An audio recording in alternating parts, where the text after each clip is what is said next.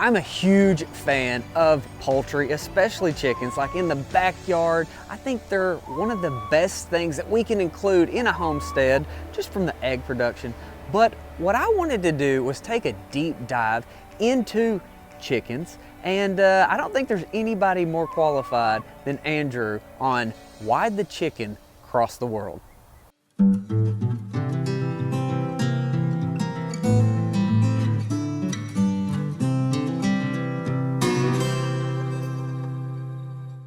Thank you, Andrew, for joining as an author and somebody that has traveled the world with diving into chickens. You are an expert on somebody I want to visit with, being from Arkansas, middle of Tyson land, and the contrast in the industrial versus regenerative. You tell a story in an incredible way with why did the chicken cross the world. And so thank you for joining us, brother. My pleasure. It's nice to be here. So how did you even get to the point that this book was going to come to fruition? Oh, well, it all started because I wanted to write a story about Bronze Age sailors traveling from Arabia to India. And that led you to Like chickens. that got a reaction. Yeah, so I pitched a story to Smithsonian Magazine because I write about archaeology mainly, other things too, and yeah, there was evidence that there was actual sailors, ancient sailors that were going from uh, Arabia to India. Pitched a story, and the editor said, "Well, that's interesting, but what did they bring back from India?" And I said, "Well, I looked around. Oh, they brought some lapis lazuli. They brought lumber. They brought this and that." And then I said, "Oh, and I think there's a mention that they may have brought chickens." And the editor said, "Now that's interesting. Do the story about chickens." And I was like, no, I'm not a food writer. I don't do livestock. And he said, no, no, no. I mean, go out and find out how the chicken became the chicken. And I wasn't really very enthusiastic, but they agreed to send me. So I figured, what the heck? So I showed up in Oman on the coast of Arabia and went to visit this archaeologist. And I showed up just as they were coming back from their afternoon swim in the Indian Ocean. And so I introduced myself and I said, "Oh, and by the way, so you found a chicken bone?" And he said, "Chicken bone?" He was Italian. He said, "Chicken. Hmm." It's like, no, no, no, no, no, no. It was from a workman's lunch. I was like, "What?" He's like, "Yeah, no, no, that wasn't really an ancient bone." So, but I have to say, to Smithsonian's credit, they said that's okay, keep going. So I went on. I went to India. I discovered that the red jungle fowl, which is the wild chicken, exists there, and that just put me on. And then I became obsessed, as I sometimes do, and decided, okay, if you're going to tell this story, tell the whole story. How did the chicken become the chicken from beginning to end? And I think you did that in a really entertaining and educational way. One of the big takeaways I had early on was that it wasn't necessarily food that caused the chicken to spread as much as game bird fighting, which I was really shocked by. How did you come across that? Well, you got to ask the question, why did chickens become domesticated? Now, we know that cats became domesticated because they wanted to eat the mice that came when we started collecting grain. We started collecting grain, and then the mice came. So the cats came and got the mice. Dogs, well, we became the alpha to dogs, and we would hunt with dogs, use them to hunt, benefited them because they could be assured food, benefited us because they could help us get the food. So you got to think though, why chickens? Because there are a lot of wild birds out there, and not many of them are domesticated. Most birds are still wild. So why the chicken? And people assume because of today that it's because of food. But when I began to dig into it, it looked like chickens early on they're pretty scrawny, shy birds that didn't have a lot. They didn't want to have a lot to do with humans. And what could humans get from chickens? um, Given that they were pretty scrawny, there were other birds that were bigger, had more meat.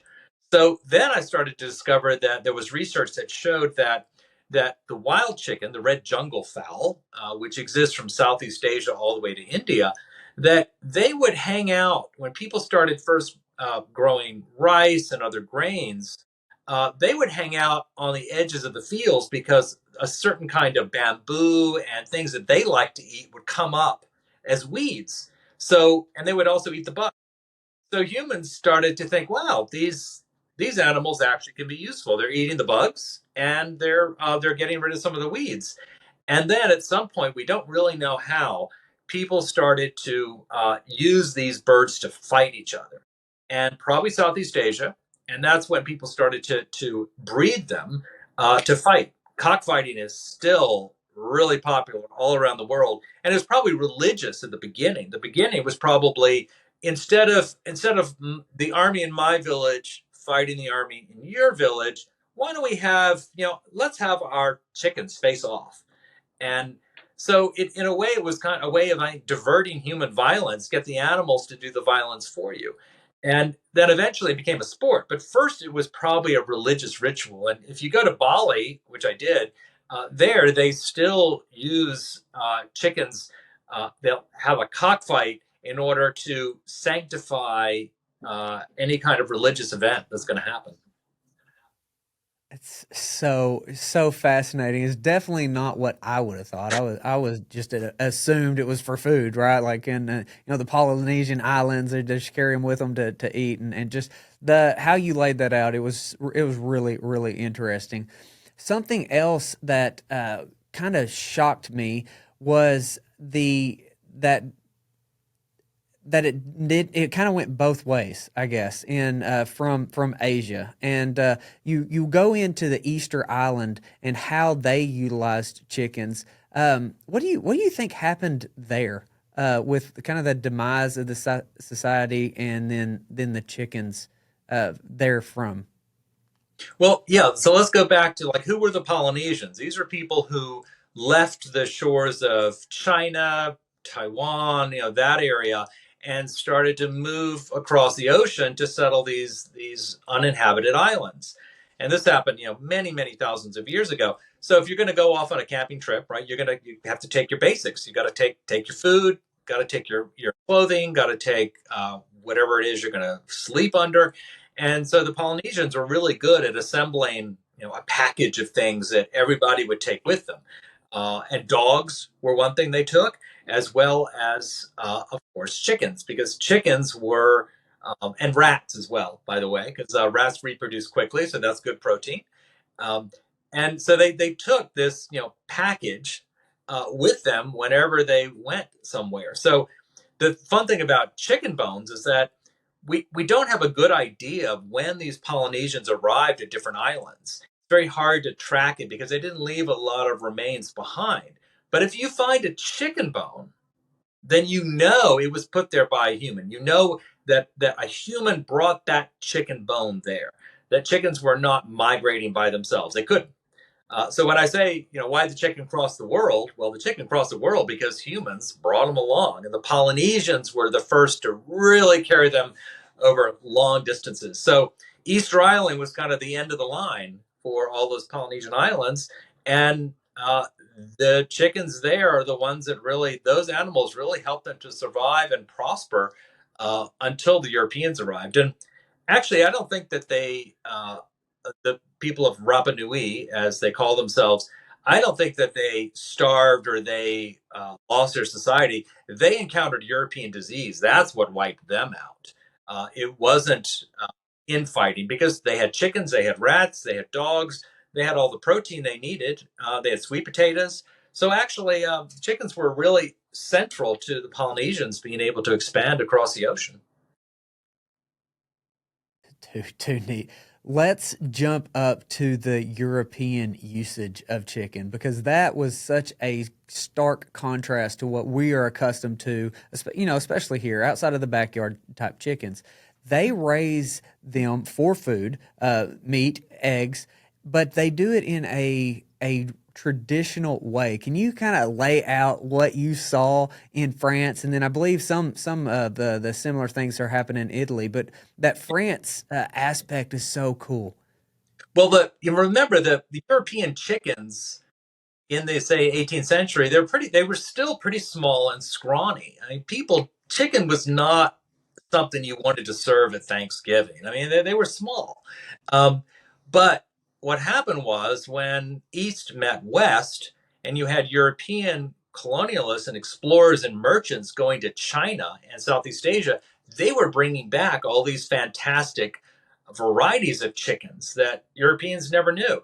And so Europeans were crossing the Chinese and Indonesian and other chickens with the Western chickens. And this is what really produced the modern chicken. I mean, this was, because they no longer were small and scrawny, but they were also tougher and like the European chickens and less likely to die of disease. So it was a really perfect mating of these two. And so that's where you have the first chickens that then become sought after, where chicken becomes really a food source. And yeah, so I went to a place called Brest, Bourg-en-Bresse in France. And I went there because the chickens today, no matter how nicely you treat your chickens, no matter, how much outdoor space they have, uh, and no matter what you feed them, they are still industrial chickens. The vast majority of chickens that you can find are chickens that were designed largely in places like Arkansas in the 1940s and 50s. So I wanted to find what were the chickens like before that. And only in this little area of France have they preserved a particular variety of chicken that is particularly tender, and it's not that dry meat that we Americans have come to get used to. It's actually a really, really delicious meat. And they have a secret in how they do this, is what they feed them. So I went to this farm, and the translator was late showing up. So I'm trying to use my school French to communicate with this French farmer. He said, just come with me. So we went out, and the translator finally showed up as we arrived at this pen. And there were these very large cockerels, these male chickens that were huge. And these chickens are special chickens they feed them and then they slaughter them. And so I was trying to understand the process, and the guy, the translator kept saying the spa. They go to the spa, and I'm like, I don't understand. What is spa? And she said, the spa, like you go to the spa, and I'm like, oh, you mean like a spa? She said, yes, and I realized that. She said, it's like a spa. It's a chicken spa. They go in and they're fed this really good food. They're kept warm. They eat as much as they want and for several weeks. It's the highlight of their life. They have a great time, and then they're slaughtered. And hey, it was hilarious because the translator afterwards, as we were walking to the car, she was talking to the farmer, and afterwards I said, "What were you were bargaining with him?" She said, "Oh yes, the chickens here are very, very good, and everybody wants one for Christmas, but they're very expensive. They cost $100 or $150 for one chicken." She said, "So it's I'm getting a good deal by being out here and getting my chicken." So the French really appreciate this variety that they see as not just an industrial chicken that is something you have as a sandwich, but it's a treat. And they also pride themselves on treating these animals like other farm animals. As there's a way that they're respected that is simply not done and not possible with the industrial operations you see, particularly in the U.S., particularly in a place like Arkansas. Yeah. The difference in the taste as you were going through the book was kind of eye-opening. Can you describe what that chicken tasted like over there as a comparison? I really didn't understand how important taste was till I went to two places. First was France. So that night we went to this wonderful restaurant in this little town and a bistro, and they brought out the chicken dish, and it looked like the worst thing I'd ever seen on a plate. It was just like it was kind of this gray mass with a little bit of gravy on it. I'm like, no vegetables, nothing. But then when I tasted it, it was so, I can't quite describe it. It wasn't like any chicken I'd had. It was incredibly moist. It was almost like a very soft steak. and it just tasted fresh, and I've never had anything like it. Now, the other place I went to explore chickens was Vietnam, because the red jungle fowl probably came from the area of Vietnam, so the original wild chicken. And I went on a search there with a Chinese biologist to see if we could go up in the hills and see if we could actually see them, because they're very hard to find. They're very shy. They're very quiet. You have to be very, very careful if you want to track them. It's not easy, and I'm not I was kind of noisy in the woods, so we didn't have a lot of success. You saw one or two maybe, but anyway, that night we went down to a restaurant in this little village, and he said, "I want you to order the black chicken." I'm like, "Okay." So this chicken came. It was black. I mean, the comb was black, the blood was black, the meat was black. It was bred to be a black chicken, which in Chinese medicine is a particular good thing for certain people who need, certain kind of attributes. So it was incredibly greasy to my taste, so greasy, like you cannot believe. And the Chinese biologist just laughed because he said, "For us, this is great because a chicken that's oily and meat that's oily is prized. That's what you want. That's got the calories. That's got the taste. You know, dry chicken is terrible." And I realized that a lot of this is we've been trained to like something that is not very tasty. And how many billions of dollars are spent on people buying stuff in the supermarket to try and add some taste to that dry chicken, chicken rubs, you name it. You don't need that for steak, but you certainly need it for chicken. So that's the price we pay. Lost the variety out there. Like today, maybe I need an oily chicken, but we Americans are very we're not very adventuresome in what we want to try. Yeah, just kind of culturally, we just kind of boxed ourselves into this is just what it is, the norm, If so it's to the speak. box, we'll eat it. Yeah. With that industrial model, like I honestly have tried to come at this project because Andrew, this is a bigger project. I just kind of want to understand, honestly, should we eat chicken, and if so, how should we eat chicken?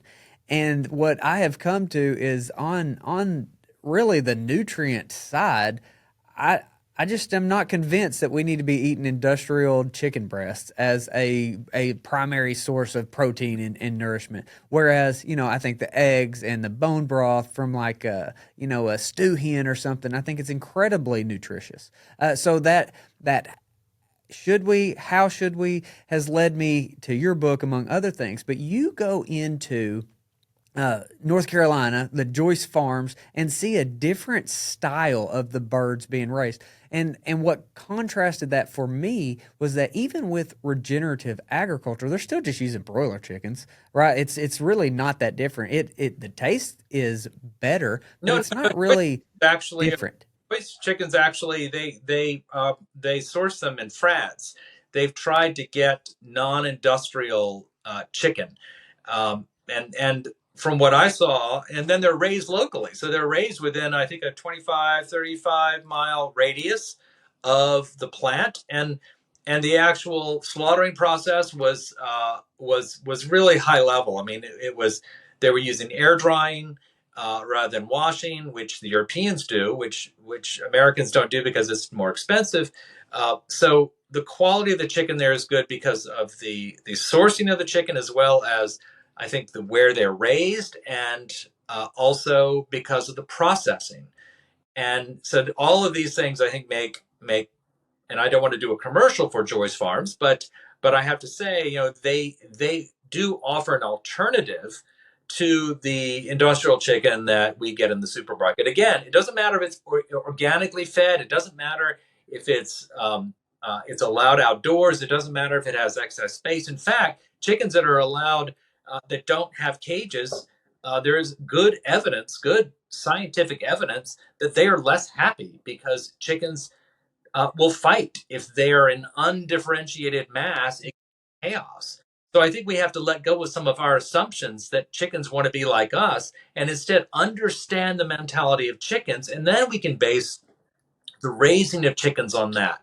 And unfortunately, we don't have a government that provides us with clear understanding of the choices. Because I think we all need to have variety. We need to choose. These are moral and ethical issues, but we want to understand. I don't want to pay a dollar extra for those eggs and just feel good about myself. I want to know, in fact, are those chickens being raised in a way that is less cruel, based on scientific evidence, not based on how I, as a consumer, might want to be caged? And this is a real hindrance, I think, in us coming up with really clear ways and getting the industry to pay attention to the need to not raise animals, particularly chickens, as cruelly as they do.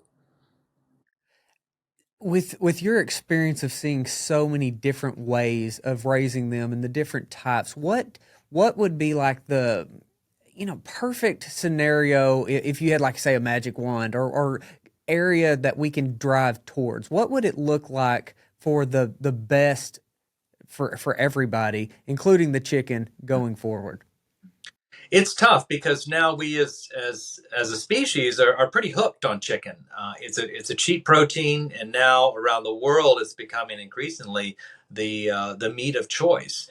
But I think there are some things that can make a difference. For example, I mentioned this Chinese biologist I was traveling with. His What he's been doing is traveling throughout Southeast Asia and finding these old varieties that are not yet contaminated with the industrial chicken genes, and he's trying to preserve those. So I think one thing we could do is start with what we have. There are lots of chickens out there, incredible varieties of chickens, which, and I don't mean just because of taste, but I mean because some of them are less vulnerable to certain diseases.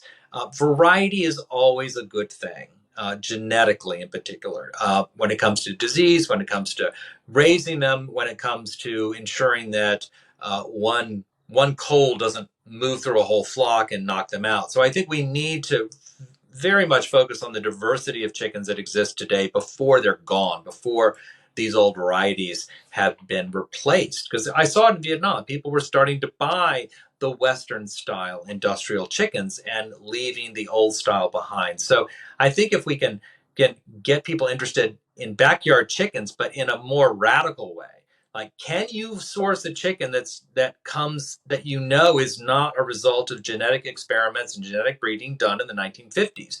Can you get these French varieties? Can you get an Indonesian variety? I think this would be wonderful to spread these around the world. I think it would benefit chickens as well as humans.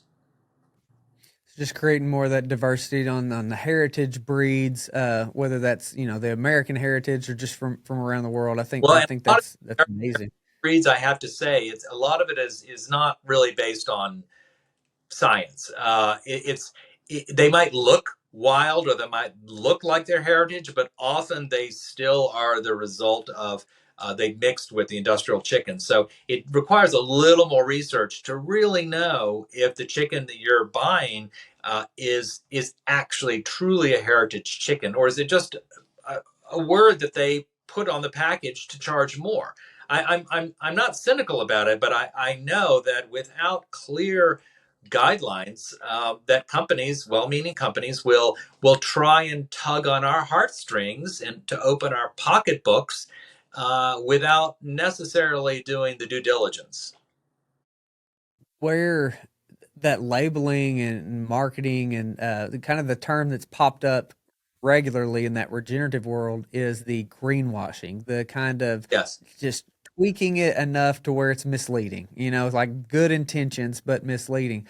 Where where did can we pull from? What's a good model that you saw? Is it the French? Is it how they were trying to streamline or systematize how things are approached or marketed or labeled? Or what's a good example for us to look at? Yes, certainly the French have a pretty good system. When we went to the supermarket there, they they had a way of describing what you could buy.